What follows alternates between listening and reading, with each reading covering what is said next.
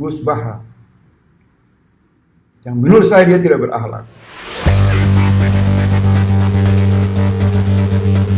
Masih belum puas menghina Kiai Haji Hashim Asy'ari dan NU. Kali ini Faisal Assegaf menghina Gus Baha dengan cuitan hinaan yang keras. Berikut cuplikannya. Kosong kurang ajar kamu ya Bahaya. Kamu tidak punya akhlak. Jadi yang kurang ajar itu Gus Baha. Bodoh. Organisasi NU itu sedikit orang. Omong kosong, bodoh besar. Baha lu sedikit bawa ayat mau nantang saya. Kalian orang-orang munafik yang sangat penakut. Mau bersumpah dengan saya. Penakut kalian. Bencong. Lalu bagaimana tanggapan Gus Baha? Simak video selengkapnya berikut ini.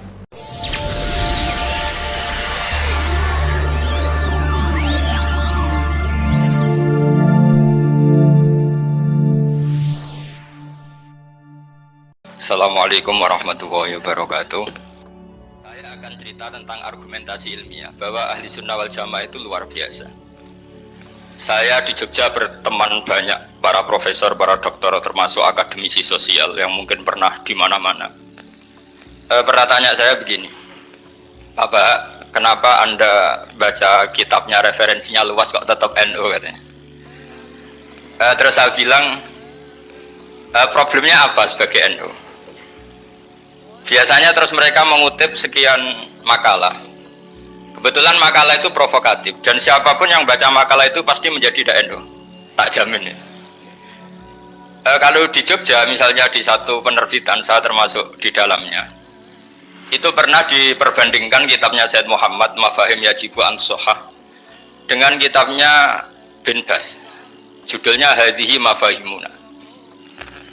Biasanya kitab-kitab terjemahan Wahabi itu memang cukup provokatif dan dengan narasi yang memang siapapun yang nggak pernah mondok pasti tertarik.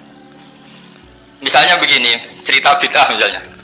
Iyyakum wa muhdatsatil umur fa inna kulla bid'atin dhalalah wa kulla dhalalatin finnar misalnya gitu. Wa kulla muhdatsatin bid'ah wa kulla bid'atin dhalalah wa kulla dhalalatin finnar. Ada yang baca wa kullu bid'atin dhalalah wa kullu dhalalatin finnar. Terus beliau meneruskannya begini, kata Bin Bas. Hadza huwa Rasulullah. Hakama bi annal bid'ah kullaha dolalah. Terus diteruskan wajar as-Syafi'i faqasama ila hasanatin wa dolalatin wa sayyi'atin. Jadi dengan narasi seperti itu tuh orang itu tahu bahwa Syafi'i itu kurang ajar tenan gitu kira-kira gitu.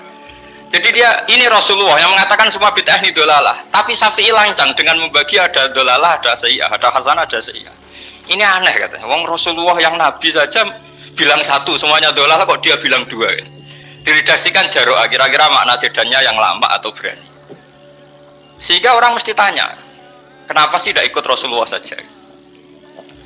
Tapi ini satu ilmu, setidaknya ilmu perdebatan, bukan ilmu hakiki, karena kita tidak tahu yang diridhani Allah yang mana. Tapi kemudian Said Muhammad dalam kitab Abwaabul Faros, juga dalam kitab-kitab beliau, menyanggah itu dengan mengatakan, jika makna bid'ah adalah yang nggak pernah dilakukan Rasulullah, itu salah besar. Terus beliau cerita sekian hal, termasuk yang diceritakan adalah ada seorang sahabat ketika sholat dengan Rasulullah tidak pakai doa mainstream, yaitu ketika i'tidal sahabat tadi bilang alhamdulillah hamdan katsiran thayyiban mubarakan fi. Setelah itu setelah Nabi habis sholat umul qail, siapa tadi yang melafadzkan itu? Semua sahabat diam karena takut disalahkan. Tapi apa yang dikatakan Nabi? Tidak, saya tidak akan menyalahkan. Saya tadi melihat isna asra malakan. Saya tadi melihat 12 malaikat. Yabtadiruna ayyuhum yaktubu awwalu. Semuanya itu bergegas siapa yang nulis awal. Terus kata sahabat tadi, ha anada ya Rasulullah. Padahal ini satu kalimat yang bahkan Rasulullah tidak mengajarkan. Dan Rasulullah bahkan iskal. Kenapa ada kalimat itu? Tapi toh dibenarkan oleh Allah dan Rasul.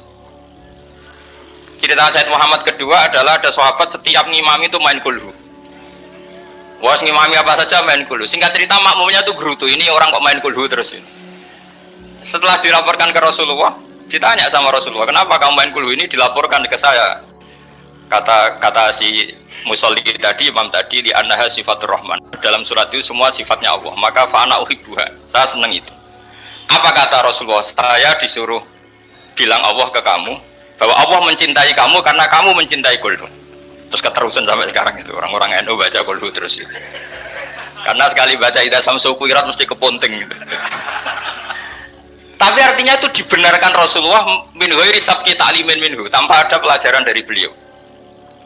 Runtuhlah teori bid'ah bahwa bid'ah adalah semua yang nggak pernah dilakukan Nabi, diajarkan Nabi. Nyatanya beberapa kali Nabi membenarkan sesuatu yang belum pernah diajarkan oleh beliau.